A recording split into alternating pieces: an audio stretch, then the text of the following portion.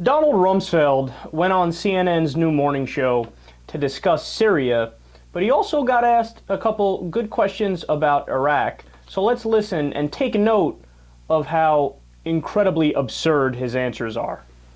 Don't you think a big obstacle, especially abroad, is the legacy of how we got involved in the Iraq War? The suspicions that we had it wrong there, obviously, and that we may be wrong again. Don't you think that's a big problem here?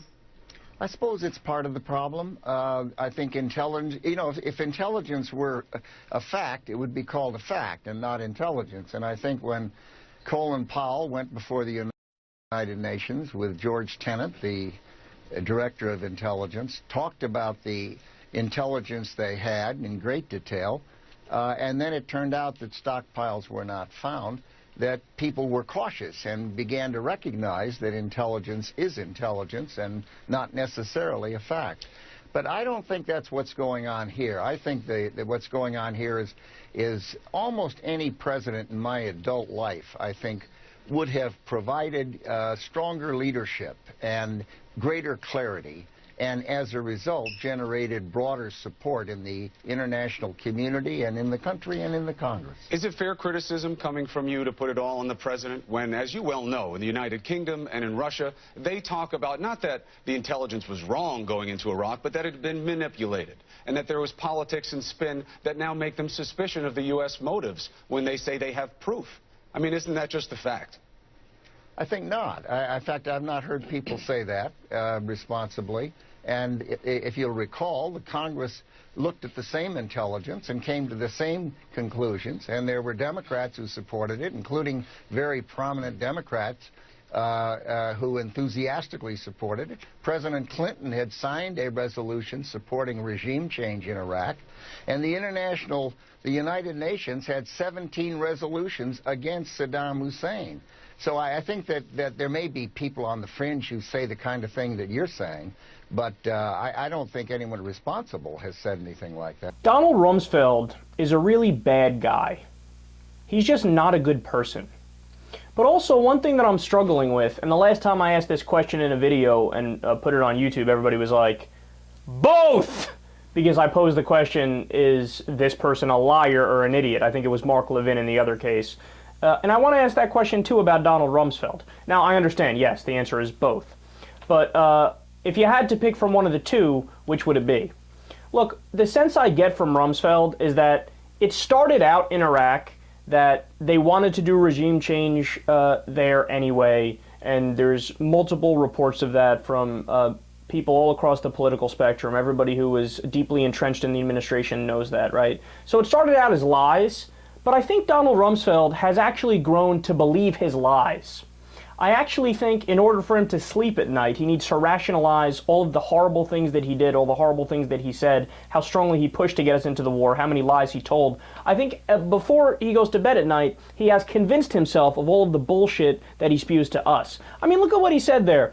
Oh, yeah, people on the fringe say that, but nobody responsible. Donald Rumsfeld is going to say other people aren't responsible? You know what's not responsible? Starting a war with a country that didn't attack us and 100,000 civilians or more being killed as a result of it.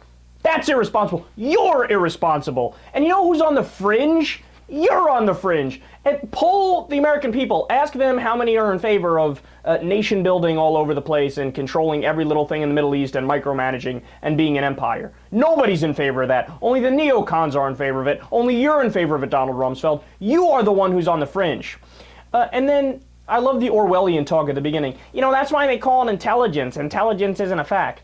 Actually, intelligence is little bits of fact that you put together to try to understand a story, try to understand exactly what's going on in different regions of the world. I mean, what do you think intelligence is?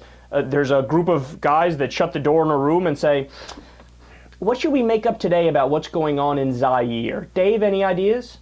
No, obviously, you go out and you do intelligence gathering, you gather facts from around the world, and you try to figure out exactly what's going on, and then you present it to higher levels in the administration.